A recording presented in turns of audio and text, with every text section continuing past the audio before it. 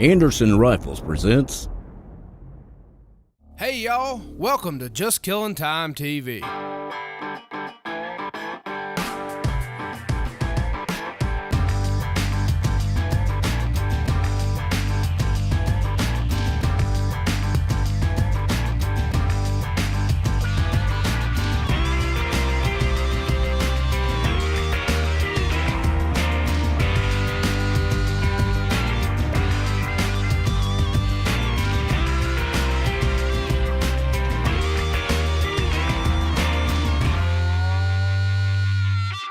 Hi folks, and welcome to today's show. Buck, brother, tell the folks at home where we're going today.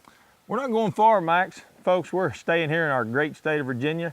We're bow hunting with Duncan Hawthorne and cameraman Jerry Crisp down in Bedford County, Virginia. Hey, you know, folks, you watch today's show, and then we got some footage next week of Jerry too. You watch it and you'll see why we're changing his name. My daddy always called him Jerry Dryhole Crisp. I'm changing his name to Jerry Buck Fever Crisp. Watch the action and you'll see exactly why.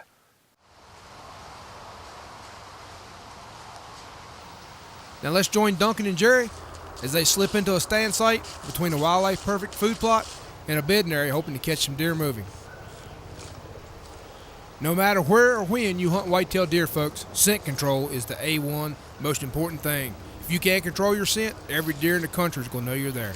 And Duncan and Jerry take some time to stop and spray down their boots and spray some surrounding trees with not only some cover scent, but some estrus doe urine to try and fool any deer that might cross their path.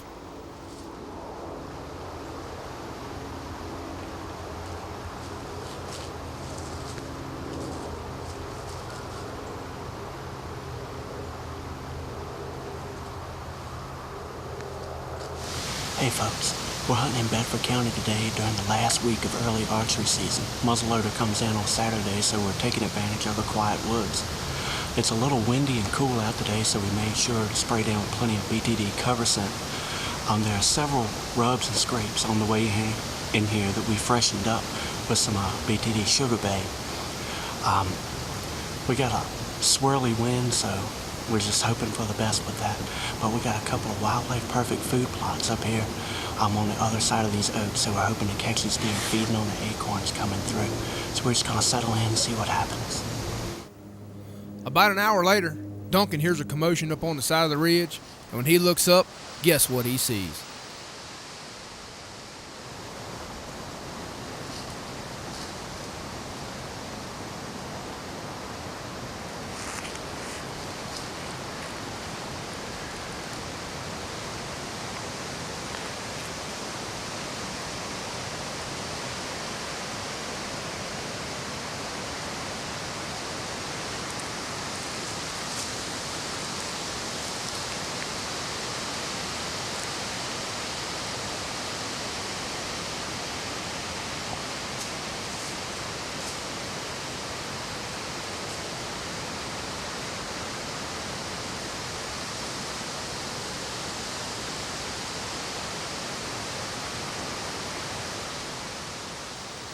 After giving that cedar bush the once over, this buck starts down the trail heading closer to Duncan's stand. Keep in mind, folks, that Duncan's never had the opportunity to take a buck with his bow.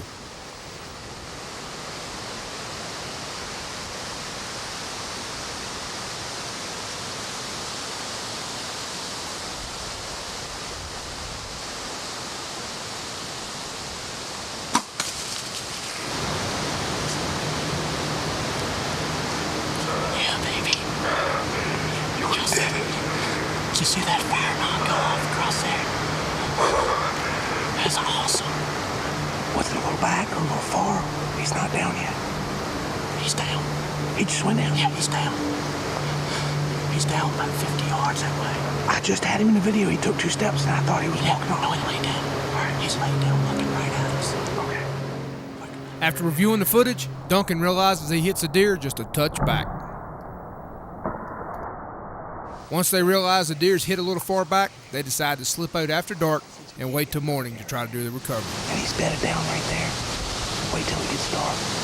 Go down, we'll leave the stands on the tree. And then sneak out. We might bump him, I hope not. And then I'll take the camera and the bow with us, but we'll leave everything else here. Okay.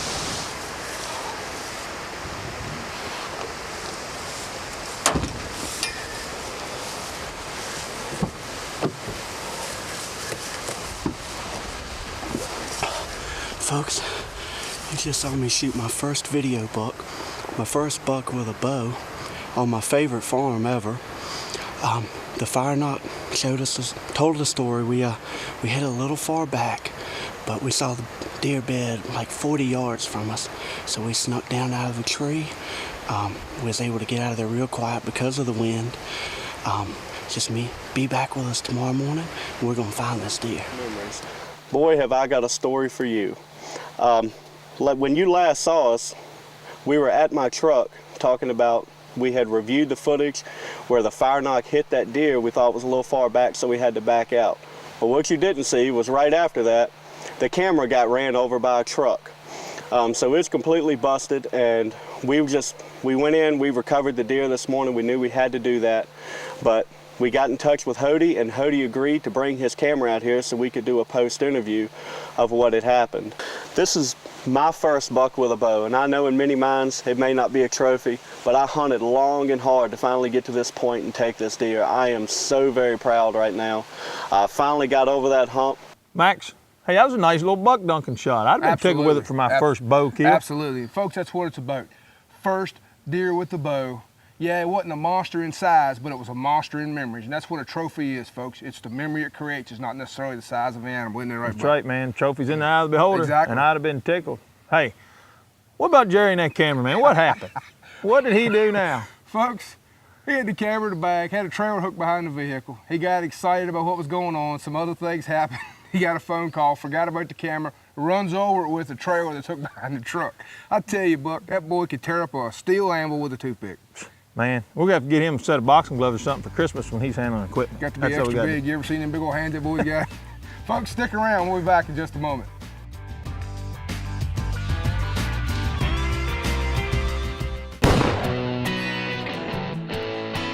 Our Anderson No Lube AR-15 is built with pride in the USA, right here in Hebron, Kentucky. Our 30,000 square foot facility has the latest in computerized manufacturing. Only Anderson rifles have RF85 that reduces friction 85%, never needs oiling, and cleans up with soap and water. Anderson quality control is second to none. The Anderson AR-15, the world's only no lube rifle.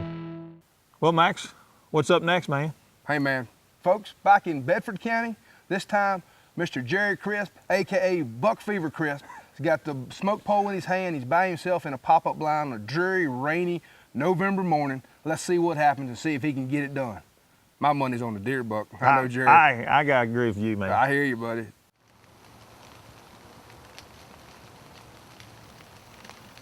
Now, old Jerry been telling me that he'd been seeing a lot of deer activity on one of his Bedford properties. And after seeing this footage, folks, I know for a fact that he was not exaggerating in the least. Now, we've all heard the old saying that the deer just seem to come out of the woodwork. Well, folks, I think the old fellow that coined that phrase must have been sitting in the stand this particular morning with old Buck Fever Crisp.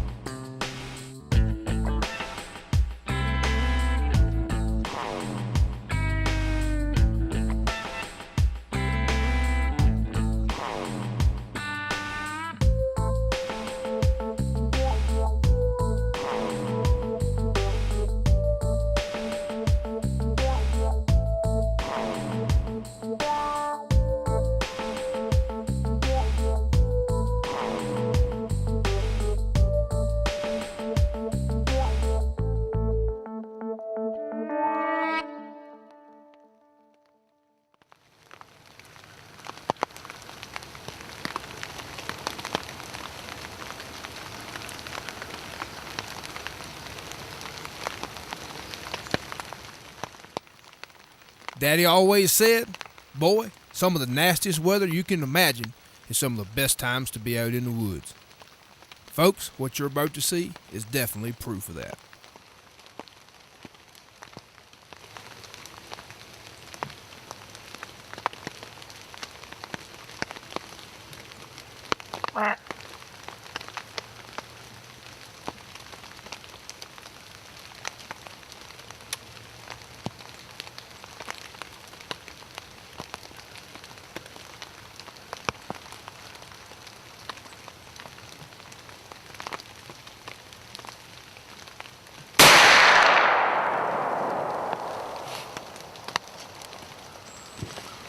I had so many deer on me so quick this morning that I was just having to let the camera run.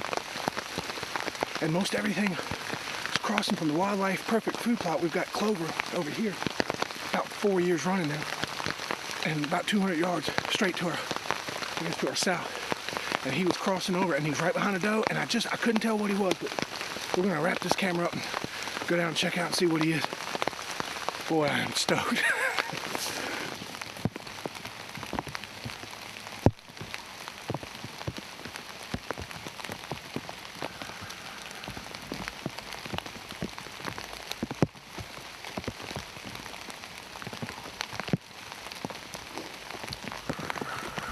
No, I'm not disappointed with this one at all. When I pulled the trigger, I wasn't quite sure what he was. I think these dark antlers just didn't show up. I haven't checked the footage yet, but we've been pounding this road hard. I guess over the last 3 days we've seen, I can't even tell you how many deer have crossed back and forth, small bucks. Haven't seen a shooter all week long, but my buddy Jason saw him dogging does in the field about 7:30 yesterday morning, I guess it was. So I watched the Wildlife Perfect Clover last night, saw 20 come into it. What, 11th, 12th of November it is? Man, I'm soaking wet, he's soaking wet. My glasses are fogged, my gun is dripping. It's gonna need a great cleaning before I put it in the truck heading to Illinois tomorrow, man. I've gotta thank Max and Buck, always. And I had the Sugar Babe. I freshened some scrapes coming in this morning, and the Wildlife Perfect. Again, I mean, if put me in, coach, I'm ready to play, because that you've just got to put it in the ground to see what it is. Oh man, let's get him out of here, man. Max, I tell you what, that was a pretty nice buck Jerry killed down there in Bedford. That was a nice buck. We got nice deer in Virginia, period, but they got some exceptional deer in Bedford. Some of the better counties in the state. But you know what that hunt that we just watched is an example of? What's that? A miracle, folks. That means God is good and it's a miracle. And anytime Jared Crisp goes out by himself on camera and gets a kill on film, I consider it a blessing and a miracle. Hey, Jerry, also, like Max has told me before, he knows how you take care of your equipment. So we're going to send you a bottle of Cleansol. Make sure you keep your gun cleaned up, because we know after that rain, it needs a good cleaning. Definitely. Use the Cleansol, clean the gun, and it'll work for you, because it does. Jerry, as you know, it works great. However, the only thing I ask, brother, and this is for Jerry Crisp only, folks, when we send this bottle down to you, Jerry, God bless you, don't back over with the truck, okay? We can't afford to keep sending them down before you keep tearing stuff up, brother. We love you. Folks, stick around. We'll be back in just a moment.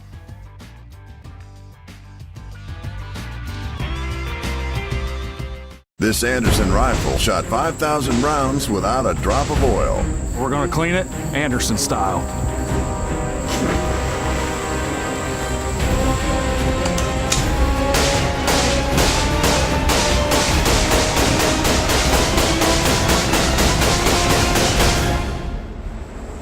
I think she's clean. Anderson rifles never need oiling and clean up with soap and water. The Anderson rifle, the world's only no-lube rifle. Folks, welcome back to the show. Buck, if I ain't mistaken, what we're about to see next is a little trip that you and Jerry took out to Western Kentucky. Am I correct? Yeah. We had some highs and some lows this next hunt, man. You had old buck fever with you. That's what happened, brother. Hey, it's one of my favorite spots in the country to hunt, though, man, out at Deer Haven. Let's just get right into the action, man. Hey, only thing I'll say, folks, before we roll the footage, is I got cell phone updates, and every time my cell phone rang, Buck was crying on the other end of the phone. To say that Buck and Jerry were excited when they pulled into Barlow, Kentucky to meet Brett Wilson, owner of Deer Haven, was definitely an understatement.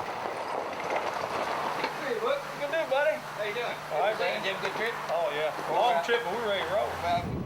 They unpacked their bags, jumped into the ATV with Brett, and headed out for their first evening's hunt. Come on, back. Bottom? Yeah. Run that dough up across the river? Yeah. We're in western Kentucky. First evening of our hunt, everybody in camp saw bucks chasing does this morning. Just ain't quite what they're looking for. One guy saw one that he let slip by him, but the chase is on. And I think this week, me and Jerry's gonna hit it just right. We're sitting out here in it's a picked cornfield. Got winter wheat coming up, but they had a bad storm come through. You ought to see the corn laying on the ground. It got knocked down. If that don't draw the deer out of these ravines and these draws, I don't know what will. And I told Jerry, and he believes me now, Brett's got the habitat, he's got the food, and he's got the deer. So we're gonna sit back in the blind here this evening, and we're gonna hope something happens. Yeah, they're heading back in that back corner. I saw a few back in there last year. As usual, when you hunt down at Deer Haven, folks, it didn't take Buck and Jerry long at all to start seeing some deer activity.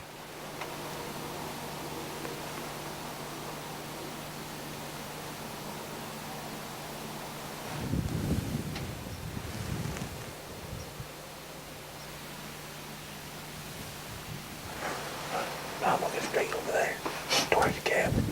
Yeah, I've got that deer. I thought that deer was dead. That's the one I said pretty good out there. Oh, he's a rack buck.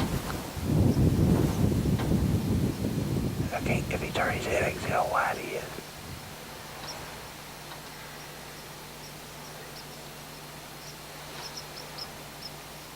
Yeah, just went by the tree. Yeah, he's a rack buck. He's about almost ear width.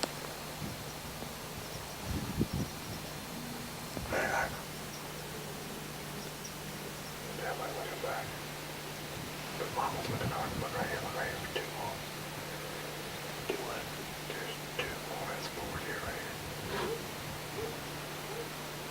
5. As the evening wore on, more and more deer made their way out into the cut cornfield. I don't know if we could hurt him from that far.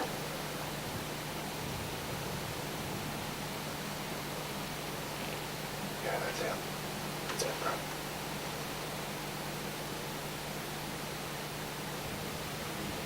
That deer's bigger than his bike, bro. I'm trying to see if he got I look like a cowhorn spike when he first went across this one earlier. I can't see any tines coming off. Put it up. Yeah, he's got big beams. Oh, yeah, I thought he was a cowhorn. He's got tines that are short.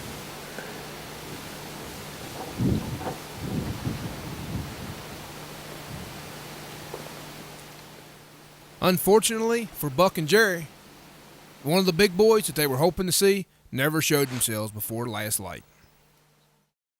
Buck, one thing I can say about Deer Haven, Brett and Sharon down there in Barlow, Kentucky, folks, they have managed this property to make it one of the elite whitetail properties I've ever seen. Hey, you don't have to tell me. I've hunted there 2 years. I've seen bucks galore. I tell you, Brett and Sharon have it going on. They got the habitat. I mean, the food is there, the cover. Hey, man, I'm looking forward to this whole week. Are you going to get it done this week? Well, you just got to sit back and watch, man. Definitely watch this, folks. Yeah, that ain't a bad deer. That ain't a bad deer. That's not a shooter, but that's a good deer. Call it that. Call it deer. Oh, that's great. You got to be asking yourself, what am I looking at? What is this mess? One of the largest rifle distributors in the country pitted the Anderson rifle against one of the top leading brands in a shootout. The leading gun was prepped thoroughly, cleaned and lubricated to perfection. The Anderson rifle was cleaned, but stripped of all lubrication. It was fired completely dry. This is only possible because the Anderson was treated with RF85, the permanent treatment that reduces friction 85%. The rifles were fired as fast as humanly possible. In less than an hour, the leading brand rifle failed at 900 rounds. An hour went by. Then 2. Then 3. The Anderson kept firing. After 4 hours, the red-hot gun cooked rounds off. No trigger was needed. Finally, the grip caught on fire. After 4,238 rounds and still firing, with the gun on fire, they called it quits. They couldn't get the Anderson to fail. This is that rifle. Look at these close-ups. This Anderson rifle shows absolutely no wear. Can your rifle do this? It can if it's an Anderson. RF85 makes it run with 85% less friction, 23% faster action, never needs oiling, and cleans up with soap and water. The Anderson rifle, the world's only no-lube rifle. Max, what do you think about what shows up on the first morning of our first full day hunting out there at Deer Haven? Buck, you remember that old Cajun from Louisiana used to do that cooking show? His favorite word when something exciting happened, woo-wee! And that's all I can say, folks. That is a stud. I hope that you getting ready to wrap your hands around them antlers. Son. Well, you just got to wait the next week, folks. I don't know where that 30 minutes went, but man, it just flew by. You're not going to, man, you're not going to wait the next week to see what happens. Man. Unfortunately, we're out of time. But folks, before we leave this week, we just want to say, you ever get the opportunity to take a young person hunting, fishing, introduce them to the great outdoors, it can be an experience that both your lifetimes, as me and Max has learned many times. Absolutely. And one thing, folks, I'm going to tell you before we leave, if you ever get the opportunity to hunt with old Jerry Buck Fever Crisp, AKA Jerry Dryhole Crisp, don't let him drive, because he probably going to run over something. Well, I drove all the way to and from Kentucky. I don't blame it all. Folks, that's all the time we have. Until next week, we'll see you on the mountain.